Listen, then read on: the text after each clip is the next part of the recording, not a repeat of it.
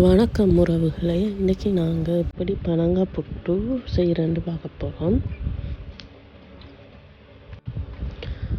Okay, பனம்பழ நேரத்தில் தான் இது செய்கிற சீசன் வரும்போது பனம்பழத்தை எடுத்து வடிவாக கழுவிட்டு அதில் இருக்கிற தோலை எல்லாம் உரிச்சிட்டு முதல்ல பனங்களி எடுக்கணும்.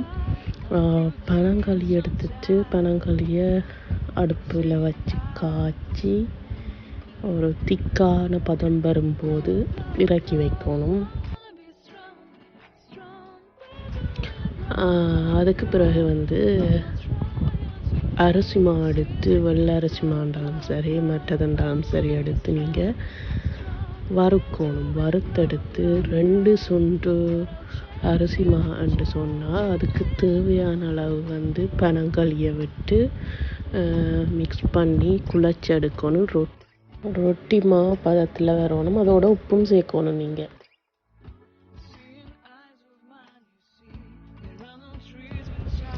அதுக்கு பிறகு சின்ன சின்ன உருண்டையாக ரொட்டி இதை தட்டி எடுக்கணும். இப்படி ரொட்டி எடுத்தது பிறகு நார்மலாக புட்டு அவிக்கிற மாதிரி அவிச்சு எடுத்துக்கொள்ளணும் அந்த பதத்துக்கே. அதுக்கு பிறகு தேங்காயை திருவி தேங்காய் பால், அதாவது முதலாம் பால் எடுக்கணும். கட்டிப்பால் எடுத்து அடுப்பில் வச்சு காய்ச்சி அதுக்குள்ளே தேவையான அளவு உங்களுக்கு எவ்வளவு இனிப்பு வேணுமோ அவ்வளவு சீனி சேர்த்துக்கொள்ளணும். தேங்காய் பாலை கொஞ்சம் நேரம் வச்சு காய்ச்சி போட்டு சீனி எல்லாம் கரைஞ்சி போகும்போது இந்த பனங்காய் புட்டு அவிச்சு வச்சுருக்கிற புட்டை நீங்கள் அதோட மிக்ஸ் பண்ணணும். உங்களுக்கு தெரியும், இந்த வீடியோவில் காட்டுற மாதிரி கொஞ்சம் பால் திரைஞ்சி வரணும்.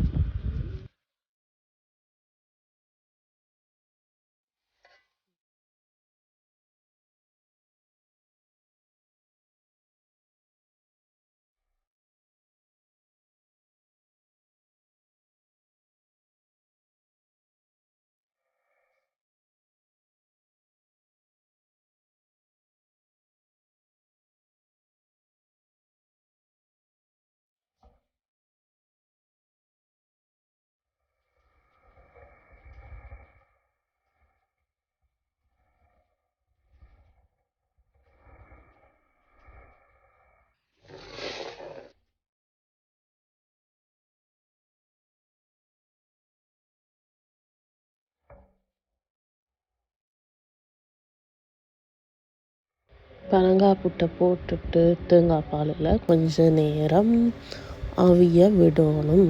தேங்காய் பாலில்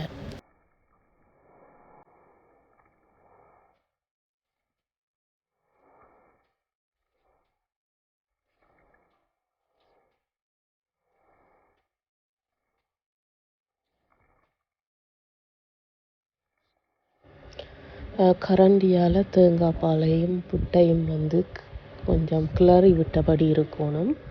கிளறி விட்டு கொண்டு இருக்கும்போது ஒரு 5-10 நிமிஷத்துக்குள்ளே அது ஒரு பாலும் புட்டும் சேர்ந்து ஒரு திக்கான பதமாக வரும்.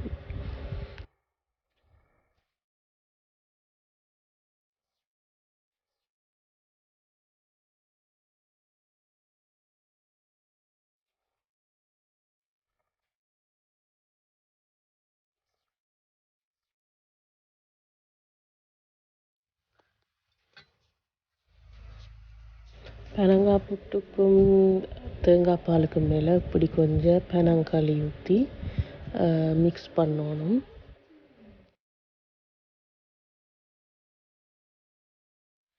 இன்னும் ஒரு திக்கான டெக்ஸ்சருக்கு வரும்.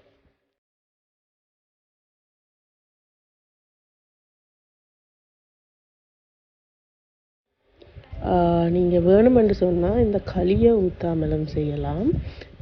பனம்பழ அந்த ஃப்ளேவர் டேஸ்ட் விருப்பமானாக்கள் இதை கொஞ்சம் மேலால் ஊற்றி செய்து கொள்ளுவாங்க.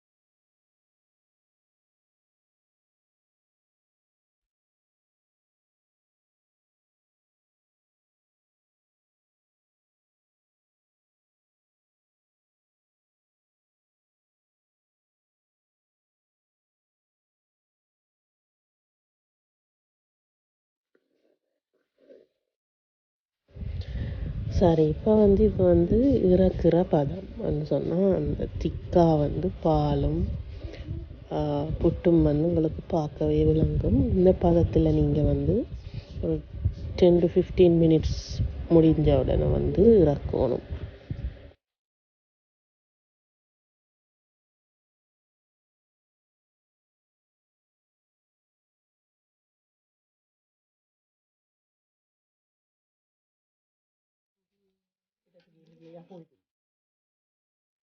ஸோ பனங்காய் புட்டு ரெடி ஆகிட்டு. இந்த வீடியோ பிடிச்சிருந்தா லைக் பண்ணுங்கள், ஷேர் பண்ணுங்கள், கமெண்ட் பண்ணுங்கள்.